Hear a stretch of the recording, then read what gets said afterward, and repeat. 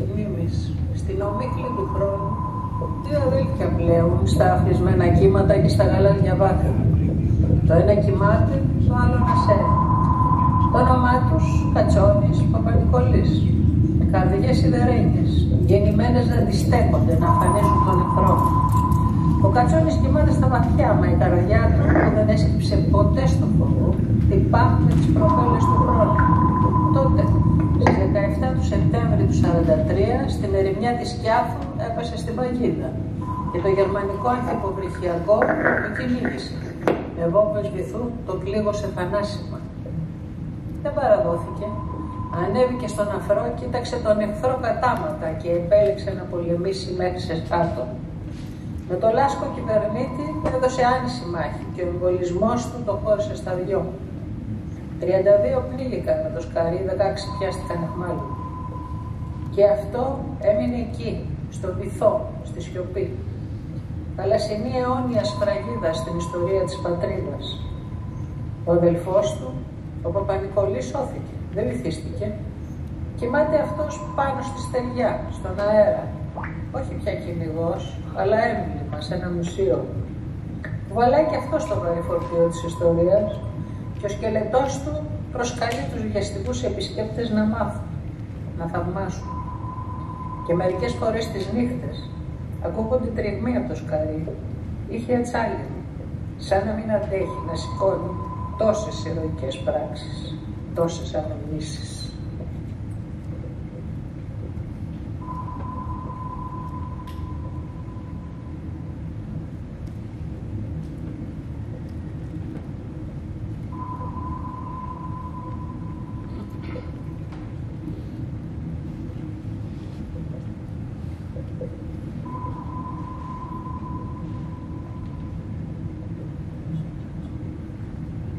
Σε ξαναβλέπω, παλιό μου φίλε.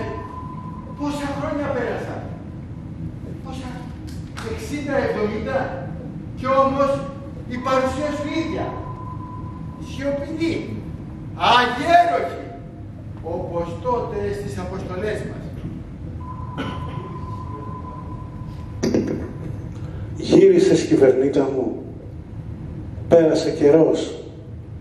Μα σε αναγνώρισα με μιας.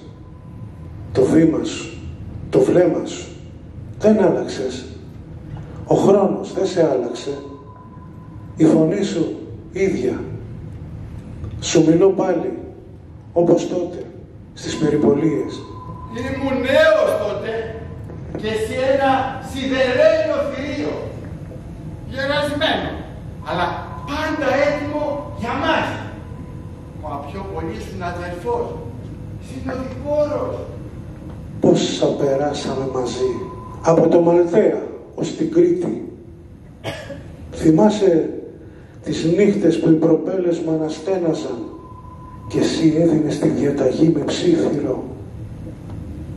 Θυμάμαι το φορτίο του φόβου και του καθήκοντος. Κι όμως μέσα στην καρδιά σου, στις μηχανές σου υπήρχε η μόνη σιγουριά. Εγώ απλώς υπάκουα. Εσύ ήσουν η πηξίδα. Με καθοδηγούσες στις πιο άγριες θάλασσες. Σου ζητούσα να βουτήξεις τα μαύρα νερά. Και εσύ το έκανες χωρίς δισταγμό. Γιατί ένιωθα το χτύπο της καρδιάς σου, την ηρεμία σου, τη σιγουριά σου, την εμπειρία σου που απέκτησες από τον αδελφό μου, τον Κατσόνη.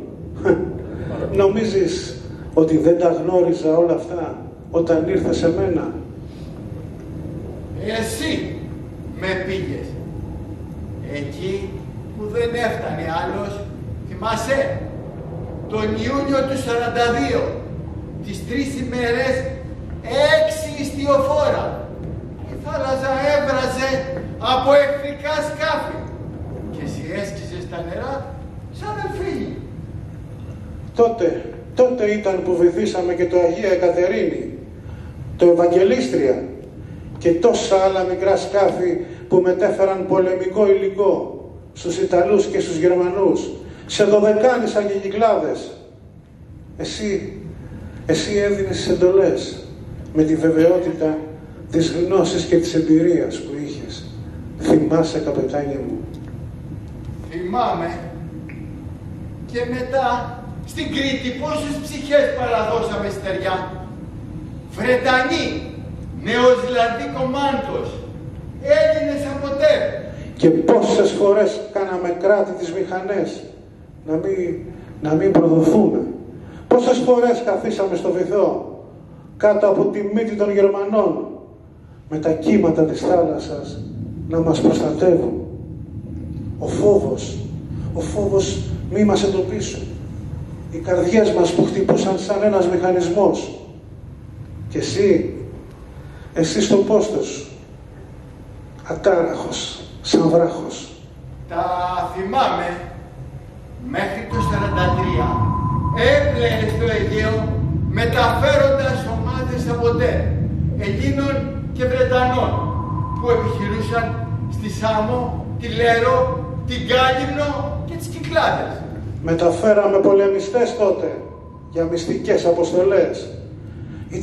Ήταν σκοτεινές οι θάλασσες, αλλά εσύ τις έκανες φωτεινές. Θυμάσαι το πετρελαιοφόρο στην Αλυμιά, 8.000 τόνοι, με 2 τορπίλες, χτύπημα ακριβίας. Ο μαύρος γίγαντας τυλίχθηκε στις φλόγες, παραλίγο να μας πάρει μαζί του. Μας γλίτωσε όμως την τελευταία στιγμή, λίγο πριν ρίξω τις τορπίλες μου, γιατί έστριψε και η απόσταση πλέον μεγάλωσε. Τα σύνοδά του πάνω μας. Ησύχασα μονάχα όταν βγήκαμε από τα στενά της Ρόδου. Τι περάσαμε. Αγωνίες, ενθουσιασμό, απογοήτευση. Μα δεν ησύχασα, έπρεπε να μας φέρω πίσω. Μα ποτέ δεν ξέχασα τις ψυχές που χάσαμε. Τόσες και τόσες επιχειρήσεις. Έσκυζα τα νερά όταν ήμουν στην επιφάνεια. Έπλεα σαν ψάρι όταν ήμασταν στο βυθό. Εσύ με οδηγούσες, χωρίς δισταγμό. Οι βολές μου ακριβίας. Ο εχθρός απροετοίμαστος, γιατί πίστευε ότι ήταν παντοδύναμος. Τότε δεν ήμασταν μόνο πολεμιστές, ήμασταν σκιές. Θυμάσαι την επιχείρηση Άγγλο, τους Έλληνες και τους Βρετανούς κομμάντο που βγάλαμε στη Ρόδο. Και βέβαια θυμάμαι, καπετάνια μου, κάτω από τα γερμανικά πλοία δεν μας πήρε μυρωδιά κανείς. Και αυτοί κατέστρεψαν τα γερμανικά αεροσκάφη στο αεροδρόμιο του νησιού.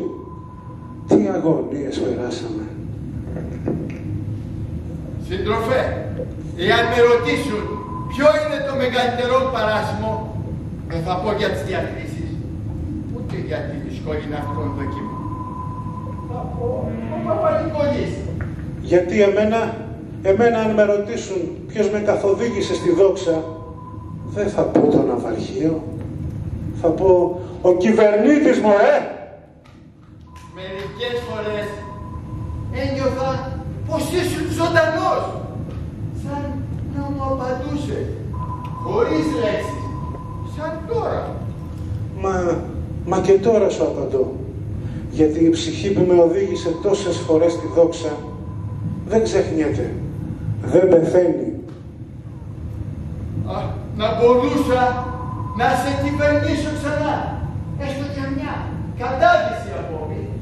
Θα το έκανα χωρίς δεύτερη σκέψη, όπως τότε, γιατί εσύ δεν ήσουν απλός κυβερνήτης, ήσουν φίλος, αδερφός. Η θάλασσα ήταν πάντα το σπίτι μας.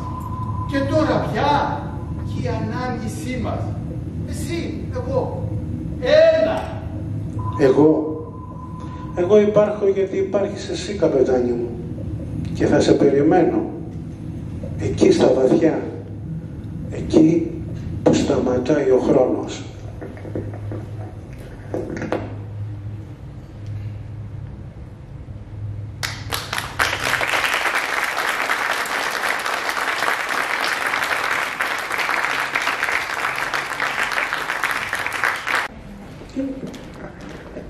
κύριο Βίκο.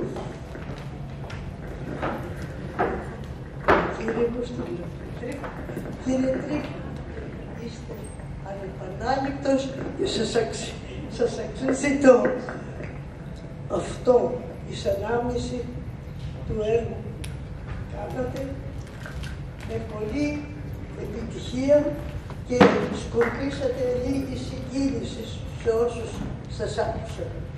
Πραγματικά σας αισθάνομαι όχι απλώς ότι παραστήσατε το θείο και κάτι από την οικογένειά μου, αλλά πώς το κομμάτι.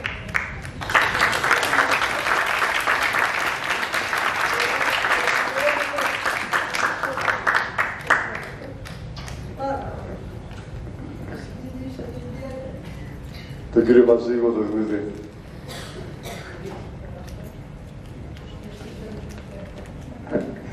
Σαν Παπα-Νικολής και σας υπέροχος, συγκινητικός, συνεργάτης με τον Θεό και με τον Ναύαρχο και σας απονείμω με αυτό εις μνήμη της εκδήλωσης και εις μνήμη του Ναυάρχου. Αιωνία. Και εσείς αιώνια εις μνήμης και Σας ευχαριστώ πάρα πολύ. Δεν το περίμενα για να είμαι ειλικρινής και ούτε το άξιζα για να είμαι ειλικρινής. Δεν έκανα κάτι το ιδιαίτερο.